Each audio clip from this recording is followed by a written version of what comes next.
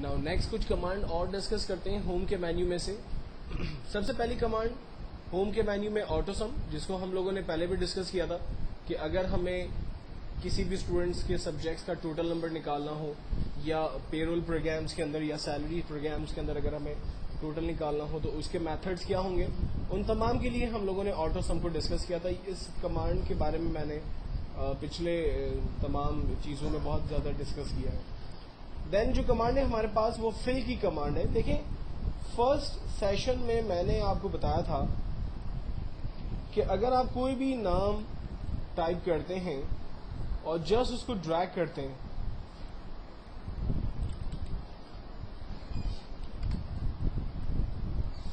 तो आपके पास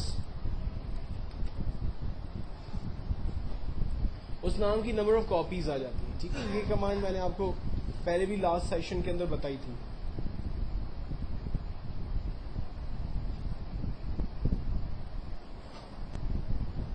अच्छा, अब अगर मिसाल के तौर पर आप उसकी डुप्लीकेट बनाते हैं और इस काम के लिए आपको माउस की ज़रूरत पड़ती है, लेकिन अगर आपके पास माउस के स्टेप्स नहीं हैं या आप ड्रैग करना जो है वो कंफर्टेबल नहीं फील कर रहे हैं या माउस आपका जो है वो प्रॉपर वर्क नहीं कर रहा, तो उसके अलावा और क्या ऑप्शंस अवेलेबल हैं। तो आप जस्ट टेक्स्ट को रेंज में लेते हैं और यहाँ पर हमारे पास फिल की कमांड है। हम फिल इसको करते हैं डाउन, तो देखें डाउन की तरफ इसकी डुप्लीकेट कॉपीज आ गई। हम इसको फिल करते हैं राइट की तरफ, तो राइट की तरफ इसकी डुप्लीकेट्स आ गई। मैं इसको फिल करता हूँ, अगर ऊपर की तरफ इसकी रेंज बनाई हुई है तो इसकी डुप्लीकेट कॉपीज ऊपर की तरफ आ जाएंगी, और अगर मुझे इसे लेफ्ट की तरफ कॉपी करना है तो मैंने इसकी लेफ्ट की तरफ कॉपीज कर दी। और सीरियल नंबर के लिए भी हमारे पास स्टेप है। फॉर एग्जांपल मैंने 1 लिखा और रेंज बना दी, यहाँ से सीरीज में चले जाते हैं। स्टॉप वैल्यू फॉर एग्जांपल हम डिफाइन नहीं करते, स्टेप वैल्यू 1 ही है, ओके करते हैं। ये देखें सीरियल नंबर जनरेट हो गया। अगर मैं चाह रहा हूँ कि 2 का टेबल जनरेट हो जाए तो पहली वैल्यू 2 लिखकर रेंज बनाए और यहाँ स्टेप के अंदर वैल्यू 2 डिफाइन करके ओके कर दें, ये 2 तक आपके पास सीरियल नंबर जनरेट होगा। अच्छा, अब अगर मैं रेंज बनाता हूँ तो रेंज जो है वो जनरेट करता है फॉर एग्जांपल 24 तक का टेबल बना देता है। मैं चाह रहा हूँ कि 20 तक आए, लास्ट वैल्यू 20 हो, तो स्टेप वैल्यू 2 और स्टॉप वैल्यू 20 डिफाइन कर देता है। तो इससे फायदा ये होगा कि सिर्फ 20 तक वैल्यूज जनरेट करेगा, उसके बाद की वैल्यूज नहीं आएंगी। तो ये सारे ऑप्शंस हमें फिल के अंदर मिल जाते हैं। जबकि नेक्स्ट हमारे पास कमांड्स हैं क्लियर की। क्लियर मल्टीपल चीज़ों में यूज होता है। फॉर एग्जांपल मैंने ये मार्कशीट बनाई है, मैं चाह रहा हूँ कि ये सारा डाटा मेरा क्लियर हो जाए। क्लियर ऑल करते हैं, ये देखें पूरा डाटा मेरा खत्म हो गया। मैं चाह रहा हूँ कि इस डाटा में जो मैंने फॉर्मेटिंग अप्लाई की है, मेरा टेक्स्ट जो है वो एज इट इज़ रहे, लेकिन जो टेबल कलर्स अलाइनमेंट बोल्ड वगैरह जो अप्लाई हुआ है वो सब खत्म हो जाए। तो देखें वो सारी फॉर्मेटिंग इस पर मैंने खत्म कर दी। इससे मेरा टेक्स्ट जो है वो खत्म नहीं होता, टेक्स्ट का हम लॉस नहीं कर पाते। देन है क्लियर कंटेंट, इसमें हमारा टेक्स्ट जो है वो खत्म हो जाएगा और टेबल और उसकी जो फॉर्मेटिंग है वो सारी चीज़ें हमारे पास रह जाएंगी।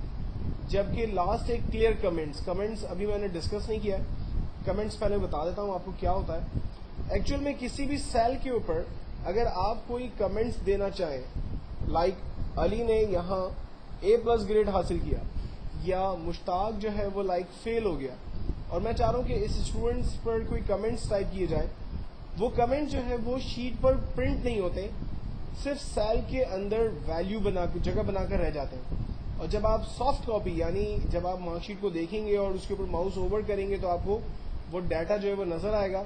अदरवाइज जब आप प्रिंट आउट निकालेंगे हार्ड कॉपी के अंदर डेफिनेटली वो चीज़ें आपको नजर नहीं आएंगी।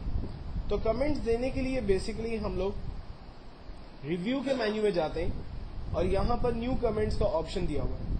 न्यू कमेंट्स में आने के बाद फॉर एग्जांपल मैं यहाँ पर कहता हूँ नीड इम्प्रूवमेंट। एक सिंपल कमेंट्स मैंने टाइप किया, खाली जगह पे क्लिक किया, कमेंट्स बॉक्स बंद हो गया। जिस सेल पर हमने कमेंट्स दिया है आप देखें उस सेल पर एक रेड रंग से हाइलाइटर हमें नजर आ रहा है, इंडिकेटर मार्क जिसको हम कहते हैं।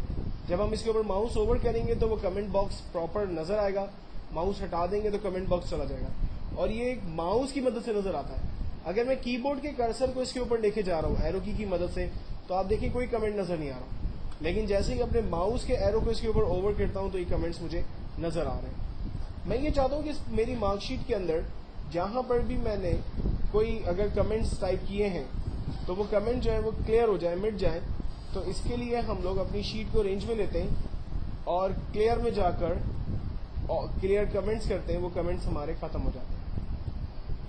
नेक्स्ट कमांड है हमारे पास सॉर्ट एंड फिल्टर।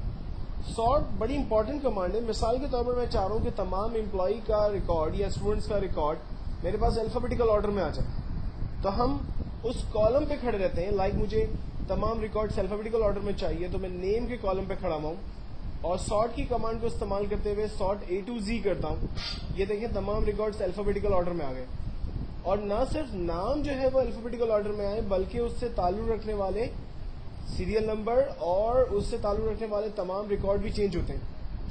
पहले अली जो है वो 1 पे था और A+ ग्रेड से था, अब वो 3rd नंबर पे आ गया क्योंकि अहमद जो है वो अल्फाबेटिकल ऑर्डर में पहले नंबर पर है, तो अपने साथ वो पूरा रिकॉर्ड लेकर मूव होता है। ऐसा नहीं होता कि जब आप किसी भी कॉलम को सॉर्ट करते हैं तो वो सिर्फ पर्टिकुलर कॉलम सॉर्ट होता है, बाकी डाटा सॉर्ट नहीं होता, ऐसा नहीं होता। पूरा डाटा जो है वो उसके साथ सॉर्ट होता है। लेकिन अगर आपने रेंज बना दी, मिसाल के तौर पर मैं नेम के कॉलम की रेंज बनाता हूं और इसको सॉर्ट कर देता हूं, तो फिर सिर्फ कॉलम सॉर्ट करेगा, बाकी डाटा उसके साथ मूव नहीं करेगा। आप देखें अली नीचे तो आ गया, लेकिन उसका ग्रेड जो है वो सब चेंज हो गया, और मुश्ताक पहले फेल हो रहा था, अब पता चला उसकी जगह सलीम जो है वो फेल हो गया, क्योंकि हमने रेंज बना के सॉर्टिंग की। तो रेंज उस वक्त आप बनाएंगे जब आपके पास डाटा जो है वो लाइक एक पर्टिकुलर कॉलम के अंदर अगर होगा। लेकिन अगर डाटा जो है वो एक दूसरे से ताल्लुक रखने वाला है और लाइक इस तरह की एक पूरी शीट आपके पास बनी हुई है, तो उसमें आप कभी भी रेंज बना के सॉर्टिंग नहीं करेंगे, बल्कि पर्टिकुलर कॉलम पे खड़े रहकर सॉर्ट करेंगे। ठीक है।